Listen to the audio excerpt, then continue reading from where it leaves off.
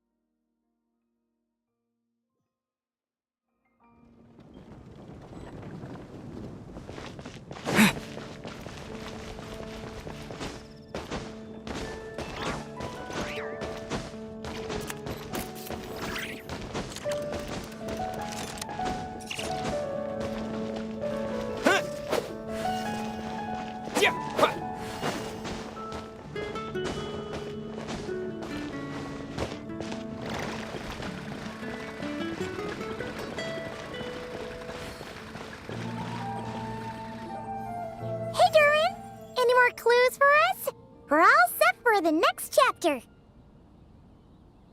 Yeah, I was just about to come find you. Let's see what it says. Now sprout to life the story's seeds, stirred by wind-born melodies. Then on that breeze the music leaves, fading into distant memories. Seek the place where wind and tale entwine, and once there, make 3 riddles into verse, and 3 melodies into song.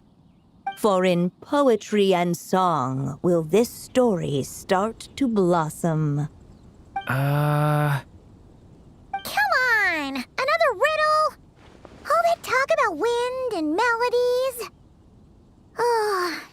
What do you think the answer could be?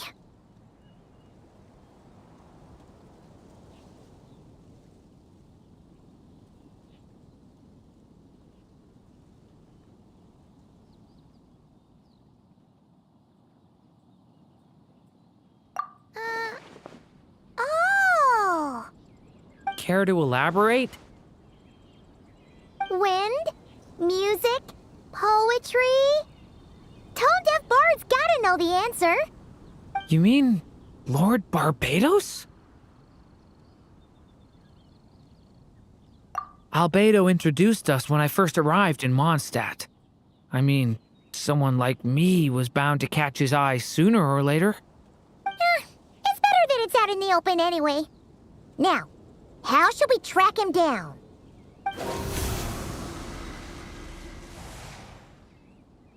I'm pretty sure he's already caught wind of what's going on here.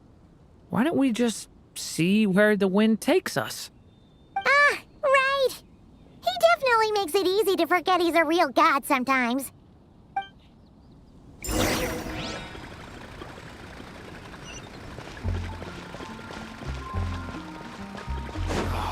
Where am I going to get the moon?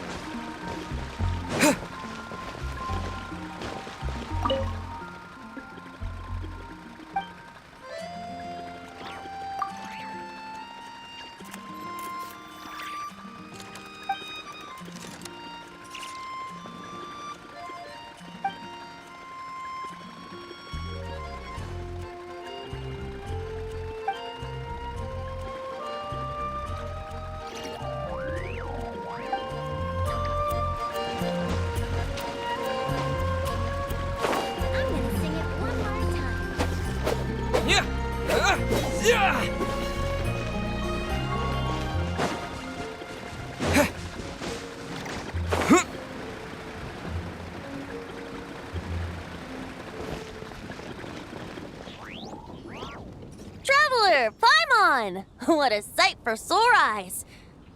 And the little dragon from the fairy tale world. I heard your voices calling out to me on the wind. Something about needing help with a riddle?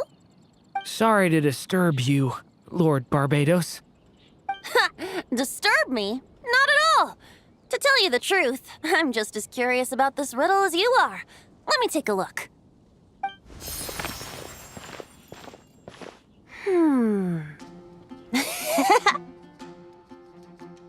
What is it? Did you figure out the answer? 3 riddles and 3 melodies. That sure takes me back. The answer you seek lies hidden in memory. Looks like running to Tone Deaf Bard was the right call after all. Long ago, those mages came to Mondstadt, seeking to test their strength against mine. But I replied, let us make music, not war, and resolve our conflicts through song. So I strummed my lyre and sang them this verse. O wind, welcome now, my guests. Pass through verdant leaves unseen, where shape your formless self may take, and offer up a graceful scene, a fleeting gift for welcome's sake. Leap at the edge of a sea of clouds, where land meets sky and sky meets ground. There frighten off the noisy crowds and bring my guests a calm profound. Fly beneath the stars up high, where mortal noise is swept aside, that my dear guests with starry eyes may share the dreams they hold inside.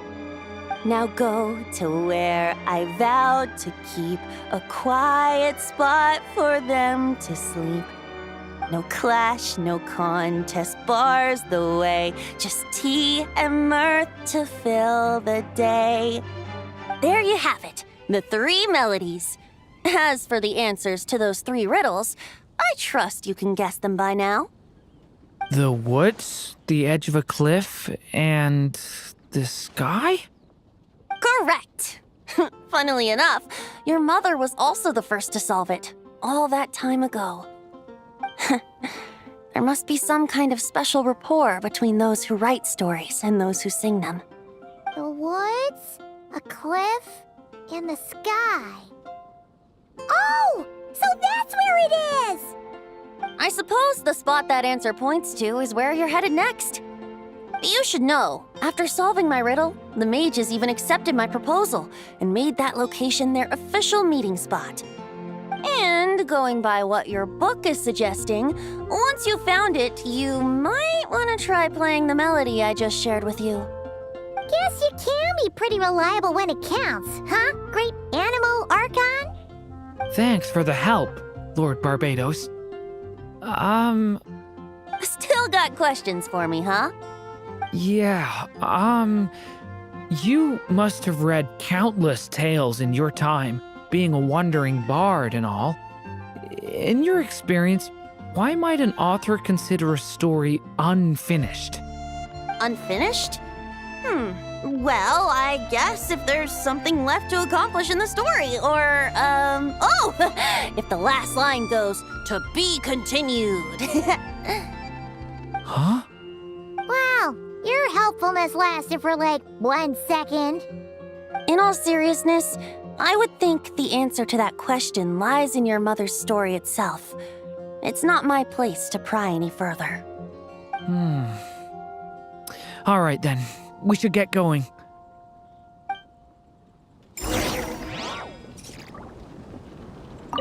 I wonder when their next meeting will be.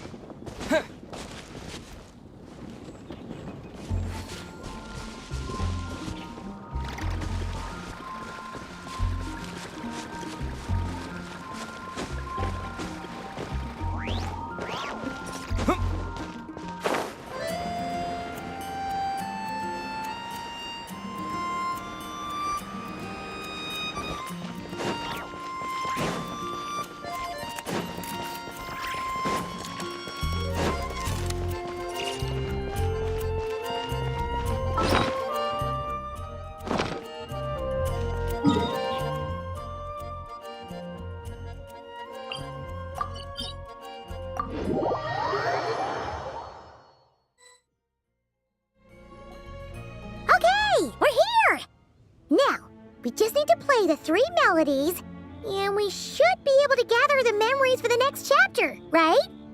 A musical performance? Out of all the things Miss Lisa has taught me, that's the one I'm worst at.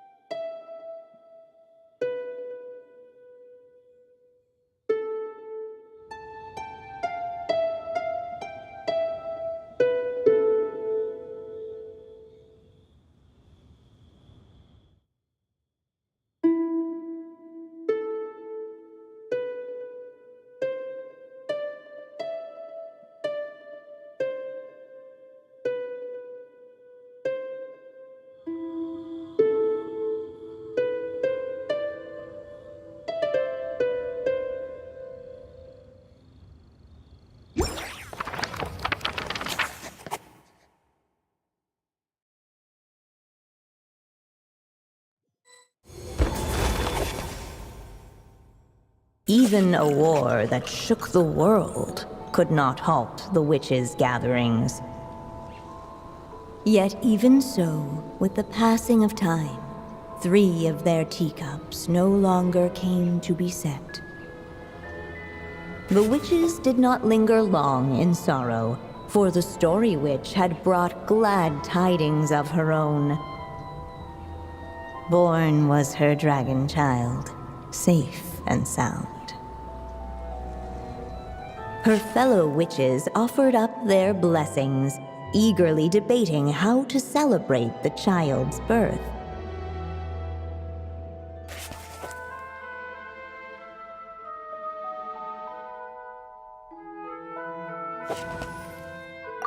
In the end, they settled on the most vibrant balloons they could find. After all, what could be more joyous than the arrival of new life? And so, the witches' gathering turned into a birthday celebration.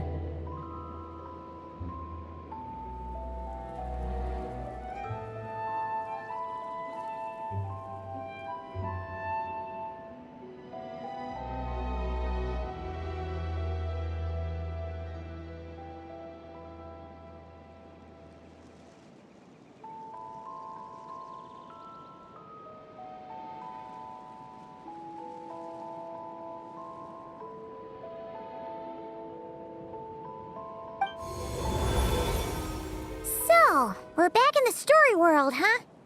As if from nowhere, new guests appeared at the witches' table. Perhaps they too had come to celebrate the dragon child's birthday. Yet while everyone else was busy thinking about what kind of gift to offer, these 3 seemed to have come empty-handed.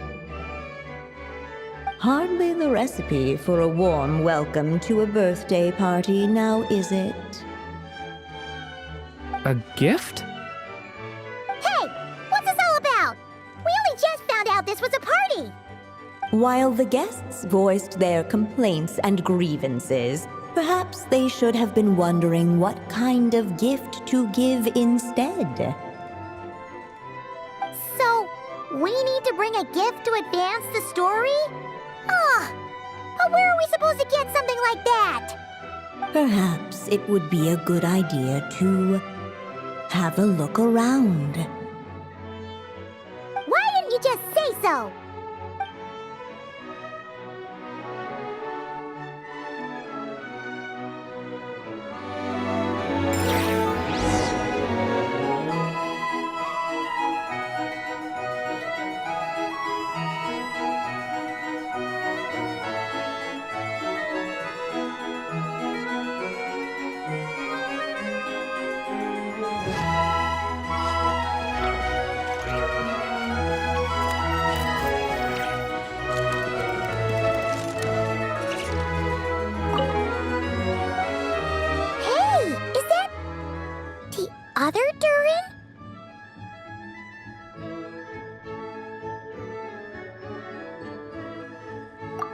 Mini Durin! Nope, no reaction. Seriously, did he doze off at his own birthday party? Brought to life by the witch's magic ink, the dragon child played with animated glee each time the tip of her pen danced across the page. Yet she could not spend all her time writing. For the upcoming witches' gathering, she had no choice but to set down her pen. But before doing so, she wrote one last line. So did the child drift off into blissful slumber.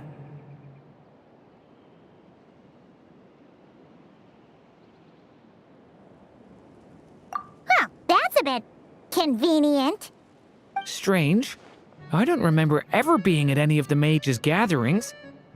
When exactly was this birthday party supposed to have happened? No wonder you don't remember. From the looks of it, you were probably fast asleep at the time. The witches went on chatting away, ignoring the empty-handed guests.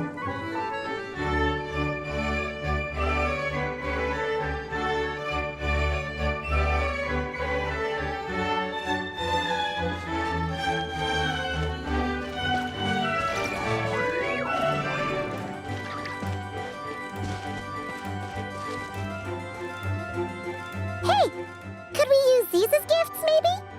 At last, the guests found something to give the dragon child. Guess that's a yes then. Which one should we go for? Still, the guests wondered, what kind of gift might the little dragon really want? Should they put a warrior's sword in his hand and send him out on an unstoppable quest to save the world? Or perhaps a wandering hero's slingshot and the promise of a life of endless, uncharted adventure? Or maybe even a scholar's tome and the chance to take on all the world's unsolved mysteries. Okay. Wow. That's a lot of pressure all of a sudden.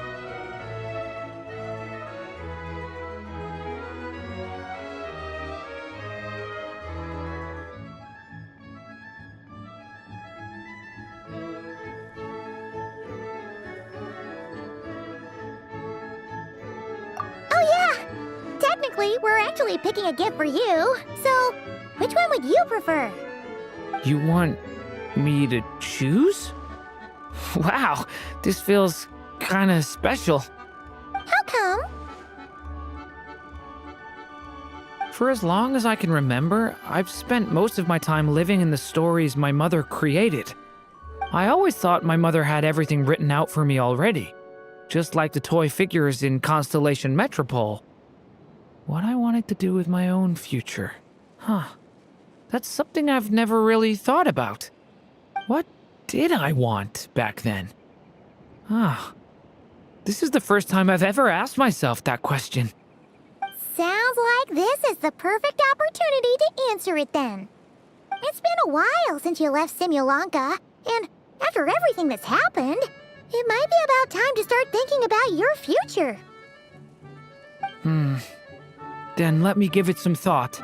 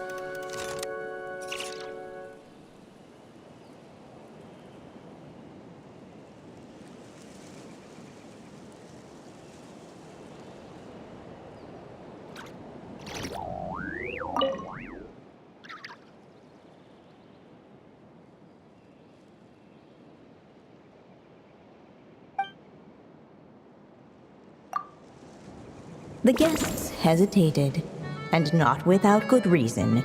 Given how much this gift would mean to the little dragon, a bit of careful thought could go a long way.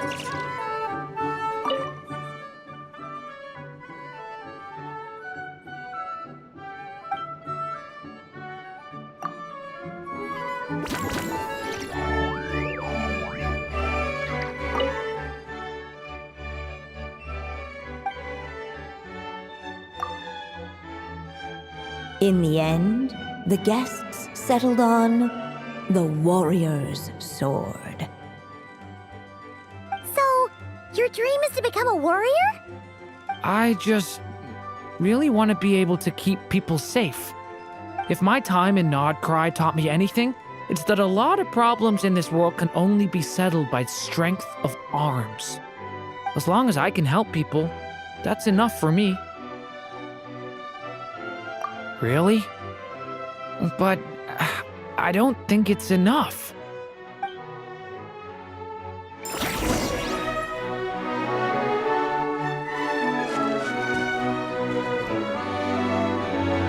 Alright.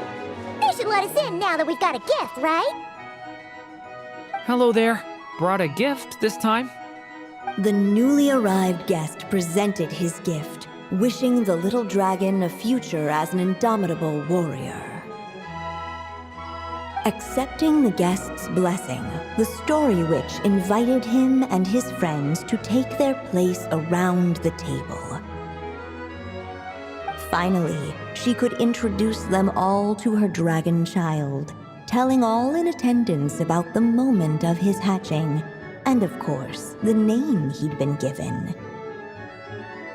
It was then that the Seer Witch, diviner of the stars, withdrew her gaze from the heavens and turned a sorrowful glance upon the little dragon. You gave him the same name as that evil dragon? That's right.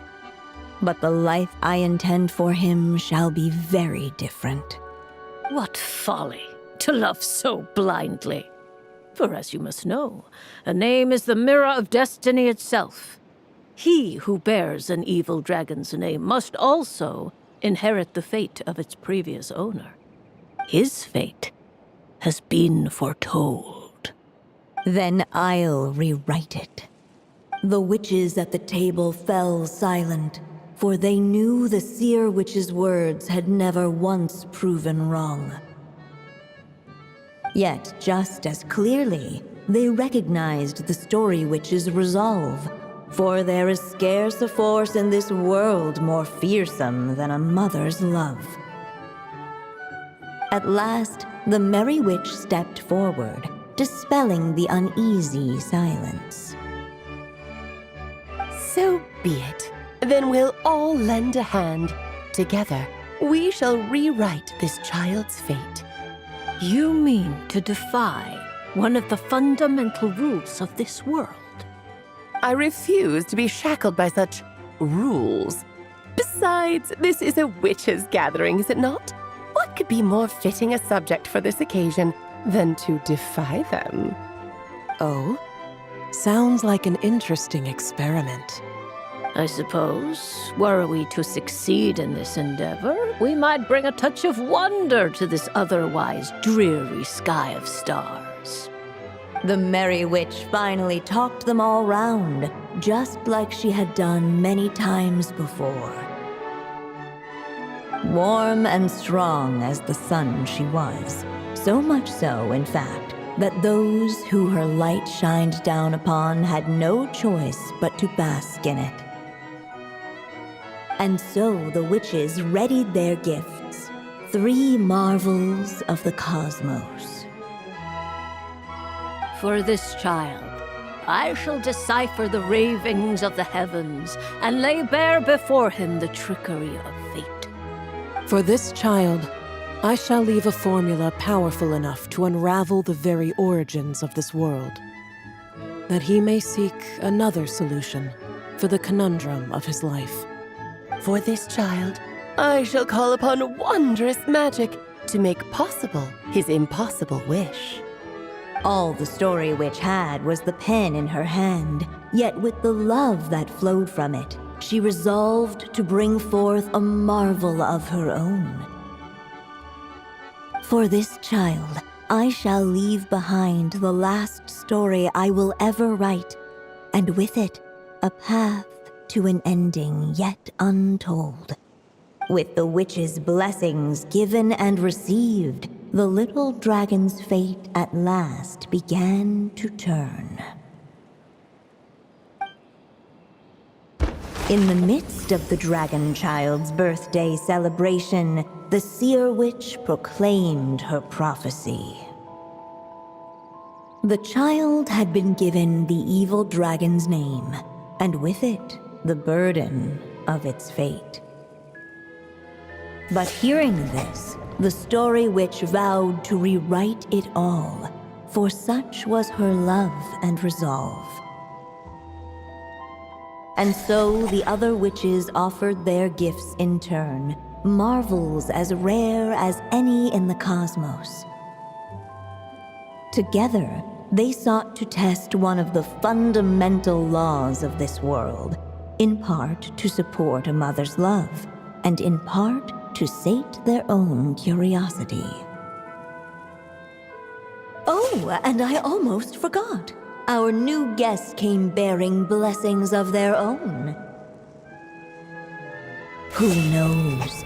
Perhaps this extra bit of courage might be all the little dragon needs to change his fate.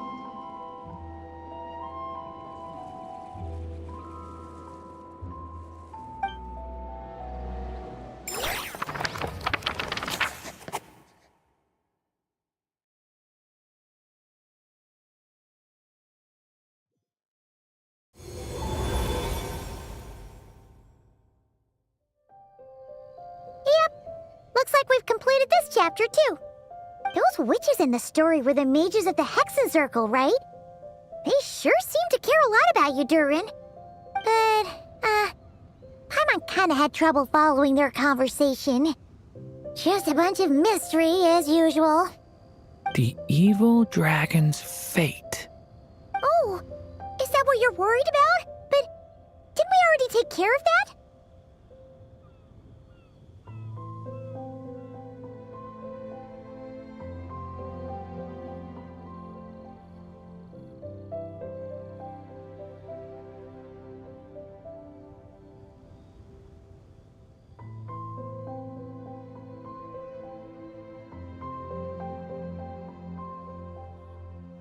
Ah, the mages must have had a hand in that, too. Also, I was just thinking, which part of the story are we even meant to be completing? Oh,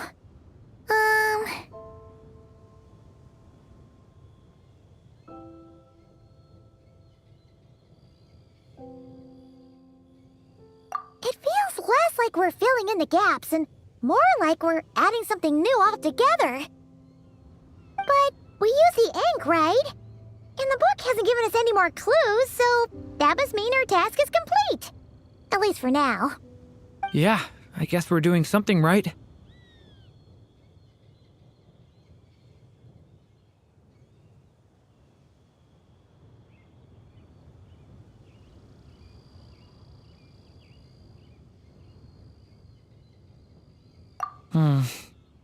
Maybe I'm overthinking things. It's just, this is my mother's final wish, so I don't want to mess it up. Anyway, thanks for all your help. I'll let you know as soon as the book reveals a hint about the next chapter. Okay then. See you in the next chapter.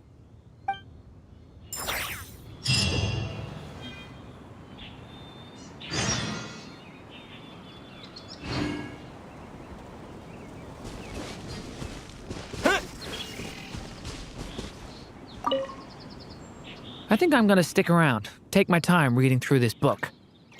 If you feel like jumping back into the story, just come find me.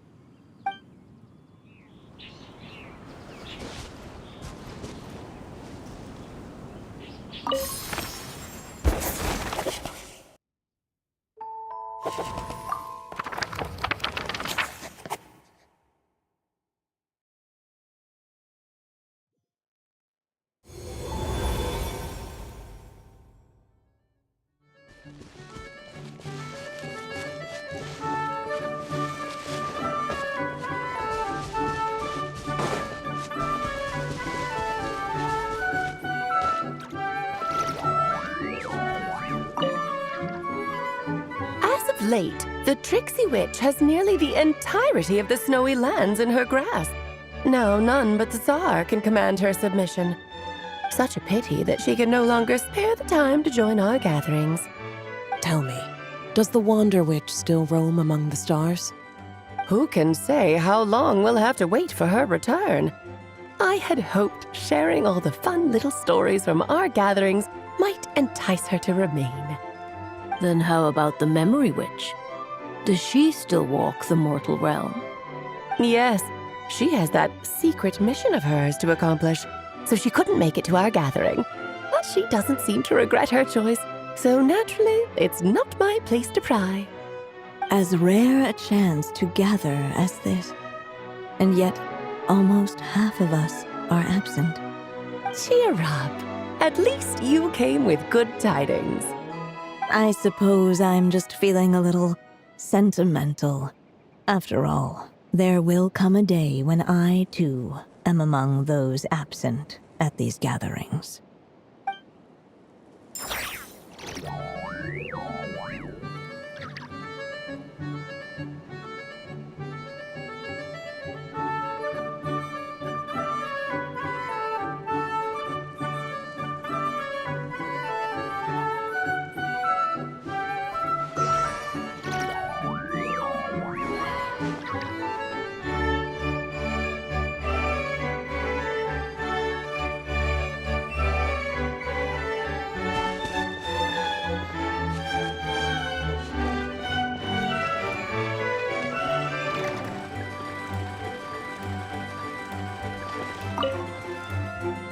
As of late, the tricksy witch has nearly the entirety of the snowy... Such a pity that she... Tell me, does the... Who can say? Then how about the Memory Witch? Yes, As rare a chance. cheer up. At least you came with good tidings. I suppose I...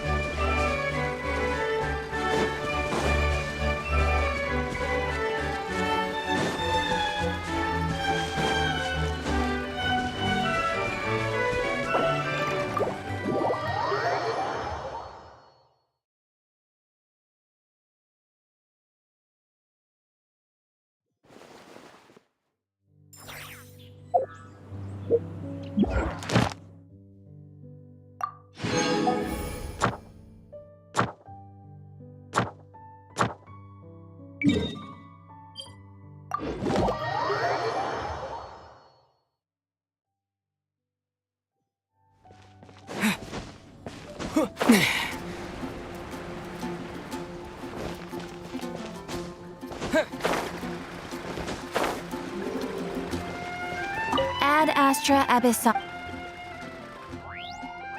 Thank you for completing today's commission.